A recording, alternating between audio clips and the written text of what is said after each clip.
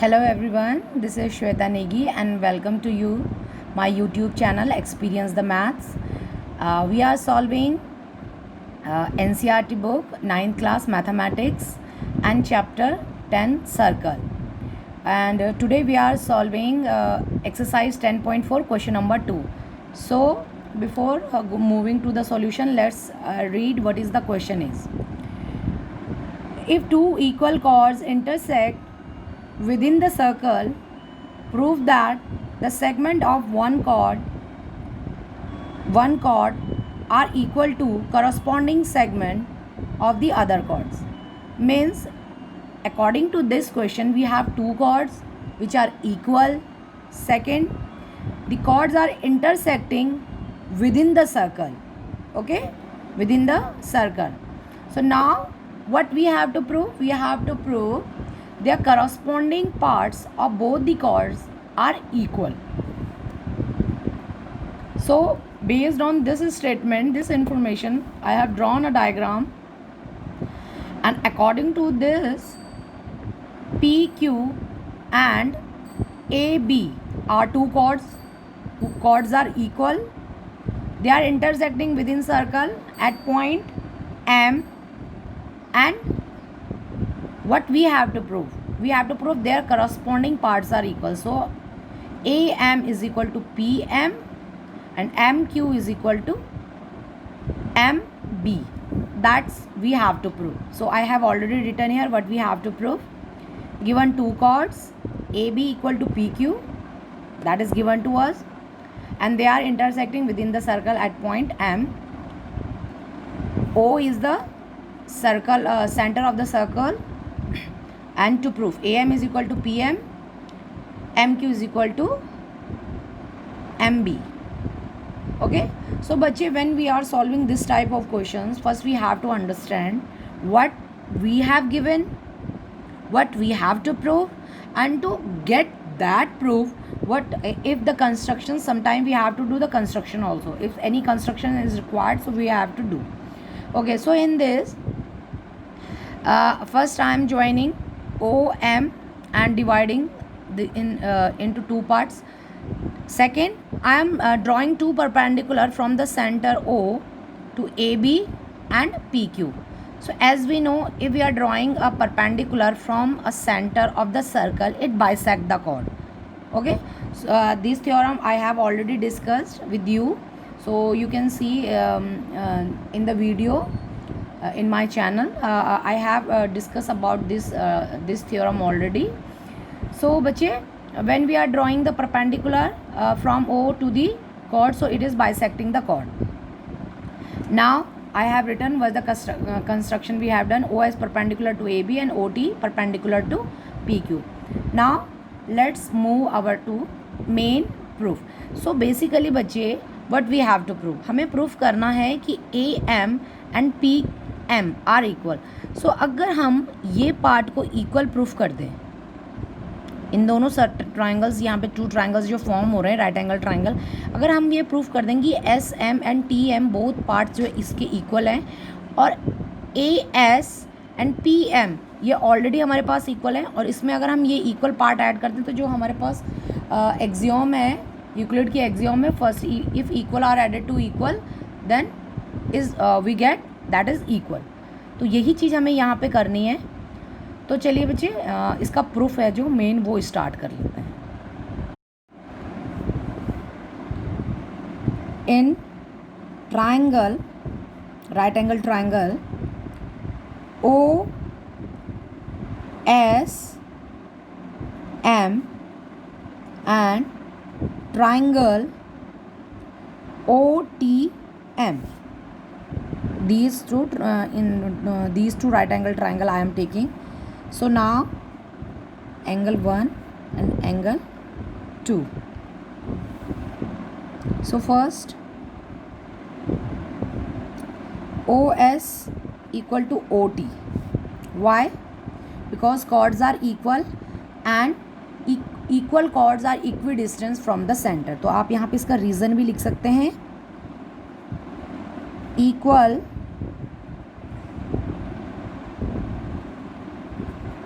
chords are equidistant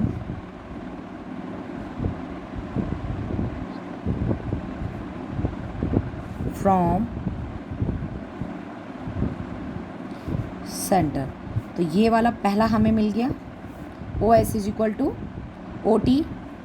second, angle 1 is equal to angle 2, each 90 degree. And third, O M is equal to O M. ये हमारे पास क्या आ जाता है, common आ जाता है बच्चे। तो ये दोनों ट्राइंगल हमने, now we have prove these two triangle are congruent. तो लिख लीजिए, बाय कौन सी इसमें हमारी लगी है, आर एच एस, है ना, R H S, yes R H S. So by R H S congruency rule, triangle OSM congruent to triangle OTM। ये दोनों ट्राइंगल हमारे पास कॉन्ग्रेंट हो जाते हैं, तो we can say SM is equal to TM by CP/CT। ठीक है, अब चलिए फटाफट से, अब ये हमारे साथ ये वाला पार्ट और ये वाला पार्ट इक्वल आ गया। हमें मालूम है AB is equal to PQ है, तो half of AB is equal to half of PQ। Okay, तो AB का हाफ हम लिख सकते हैं AS। ये जो आपको प्रूफ हमें मिला है ना, इसको थोड़ा सा हाईलाइट कर लीजिए। सो हाफ ऑफ AB हम कह सकते हैं, क्योंकि यहाँ पे जो इसको परपेंडिकुलर ड्रॉ किया है, दोनों इक्वल पार्ट्स में डिवाइड कर रहा है, तो SA is equal to TP। Okay, and now we are adding equation number 1 इसे कर लीजिए, और इसे इक्वेशन नंबर 2 कर लीजिए, ऐड कर लीजिए, add equation 1 and 2, right hand side में ऐड हो जाएगा। तो SA में हमारा ऐड हो जाएगा बच्चे व्हाट, SA में ऐड हो जाएगा हमारा SM एंड TP में हमारा ऐड हो जाएगा TM। देखो, इक्वेशन नंबर 1 और इक्वेशन नंबर 2, इन दोनों को ऐड करें तो लेफ्ट हैंड में, राइट हैंड में, तो इन AS प्लस SM ये क्या बन जाएगा हमारा AM is equal to TP plus TM, ये बन जाएगा हमारा TM। तो जो एक फर्स्ट वाला प्रूफ था हमारा, ये तो हमारा प्रूफ हो गया। देखिए, जो हमारा फर्स्ट प्रूफ था वो यही था बच्चे, AM is equal to PM, AM is equal to PM. That's first thing we have proof. Now we will move to the second proof. Okay, for the second proof, SB is equal to TQ आप लिख सकते हैं, perpendicular divide the chords into 2 equal part और bisect the chord। ये जो हमारे पास, ये जो हमने सेकंड पार्ट क्या किया है, SB equal to TQ, perpendicular divide the chords into 2 equal parts और perpendicular bisect the chord। Okay, so now ये इक्वेशन नंबर 2 है, और अभी जो हमने प्रूफ किया था इक्वेशन नंबर 1, वो हमारे पास जो थी उसको मैं फिर से बता देती हूँ आपको। इक्वेशन नंबर हमने प्रूफ किया था SM is equal to TM, जिसको हमने इक्वेशन 1 कंसिडर किया था, इसे हम इक्वेशन 3 कंसिडर करेंगे। ठीक है, so now subtract equation 2 minus equation number 1, इन दोनों को सबट्रैक्ट कर लीजिए। तो SB में से SM को सबट्रैक्ट कर लेंगे और 2Q में से हम TM को सबट्रैक्ट कर लेंगे। तो SB में से हमारे पास देखो, SB में से SM सबट्रैक्ट हो गया, ये वाला पार्ट चला गया। देखिए बच्चे, एस बी में से सब्ट्रैक्ट हो गया एस एम, तो क्या बचा एम बी, और वहीं टी क्यू में से we are subtracting, we are taking away T M, so what the left M Q. So this is our second proof. So hence we have proved